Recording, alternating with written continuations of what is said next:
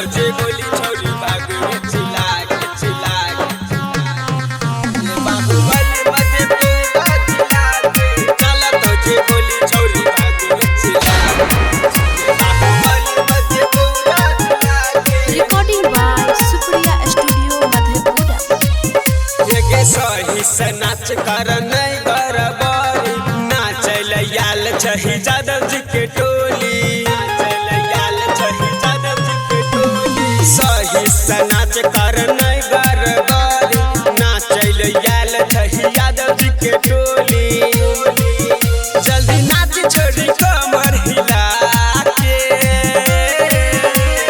चल तुझे गोली छोरी भाग में चिल्ला के ये बाहुबली मधेपुरा चिल्ला के चला तुझे गोली छोरी भाग में चिल्ला के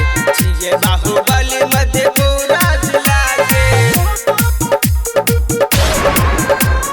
चला तुझे गोली छोरी भाग में चिल्ला के ये बाहुबली मधेपुरा चिल्ला के चला तुझे गोली छोरी भाग में चिल्ला सही से नाच छोरी करे न तू माना तोरा डोरी के छोगे सभे दीवाना तोरा डोरी के छोगे सभे दीवाना ये सही से नाच छोरी करे न तू माना तोरा डोरी पे छौ सभे दीवाना जल्दी नाच छोरी लहंगा उठा के चला तुझे गोली छोरी भाग में चिल्ला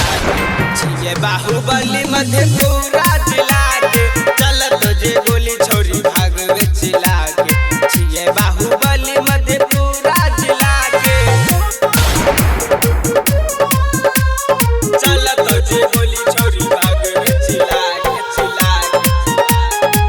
ये बाहुबली मधेपुरा चिल्ला के चला तुझे गोली छोरी भाग में चिल्ला बजत यादव के गाना छोरा सब छियो के चोली के दीवाना छोरा सब छियो के चोली के दीवाना